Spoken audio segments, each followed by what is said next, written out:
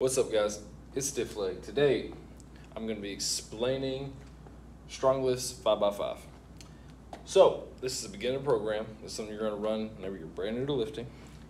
And it's primarily going to be focused around squatting, benching, overhead pressing, rows, and deadlifts.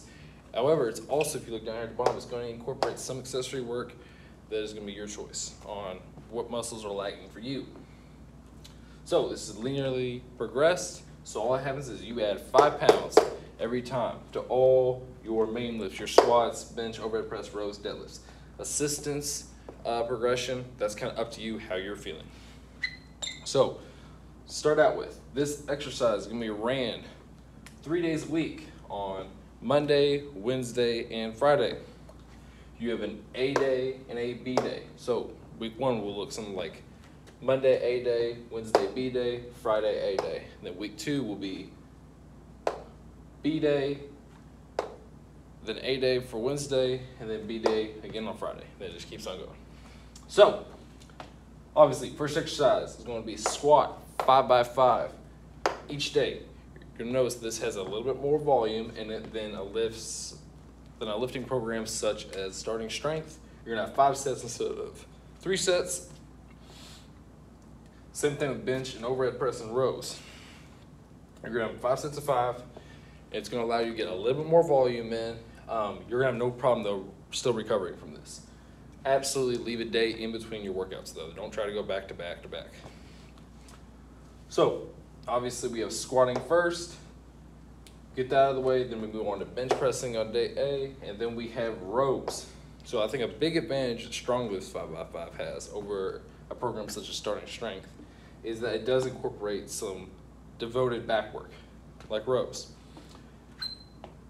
After you finish your rows, you are then going to do some assistant work. So, how do you pick your assistance work?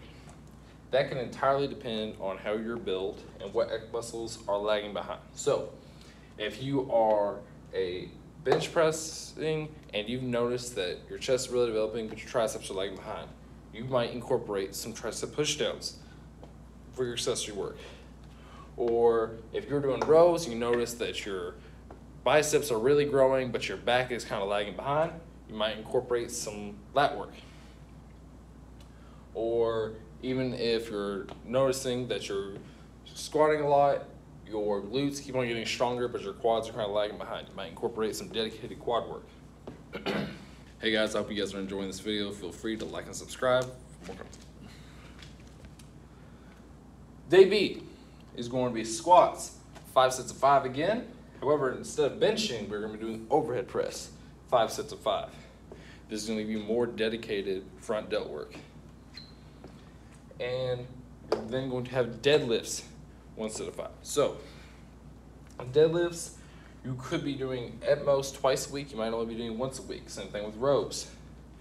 What this means is hopefully on your 1 set of 5 deadlift, you're going all out on it. You're really trying to push the weight because you have such a long time to recover. And then again, you have more assistance work. You might decide on your assistance movements to have them be the same thing. I would recommend against that. I'd recommend having on day A, having an assistance work focused towards one lagging muscle, and then day B, have assistance work focused on another lagging muscle. That's up to you though. So, how do we progress on this? Very simple. For example, on day B, if we come in and we squat 100 pounds for 5 sets of 5, you come in on day A next week and you squat 100 pounds plus 5 more pounds, so 105. And you keep on going until eventually you're no longer able to progress. Same thing on bench, you're gonna just add weight.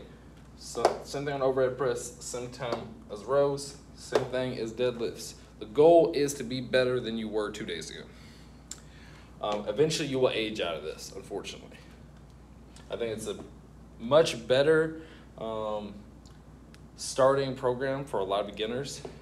A big pro is that you do not need to know your 1 rep max, which you're a beginner, so you don't even have one. And even if you did, it would change so rapidly that it wouldn't matter. So you do not need to know your 1 rep max. you'll throw on strength in this program. Absolutely. You need to make sure that you're eating a lot because you are going to be making so many gains to start out with. Your assistance work. The reps and sets for that does not necessarily need to be 5 sets of 5. In fact, for something such as curls and press downs, I would even recommend doing like 3 sets of 10 or 4 sets of 8. Something like that you can play around with a little bit. I know this program is designed to be very simple, so you don't need to play around with it. A lot of beginners get a lot of confusion whenever they start messing with numbers and everything. There is an app for this, so you do not need to write it down in a notebook or on your phone. The app will keep track of literally everything for you, and it will actually track your progress. But this is just as easy to just write down in a notebook, and then that way you know what you did last time, and you just keep on going up. After you fail a lift 3 times, so if you come in on Monday and you failed squats 5 sets of 5 at, I don't know, 200 pounds, so you failed it, and then you come in on Wednesday and you fail it again, and then you come in on Friday and you fail it again, that's when you know that, okay, I've aged out of this, I've gotten to a point where I cannot recover from this kind of volume. And then you need to probably move on to a different program. So, hope you guys enjoyed the video. Please like and subscribe. Feel free to leave a comment if there's anything I missed, anything I need to talk about more. And have a great day.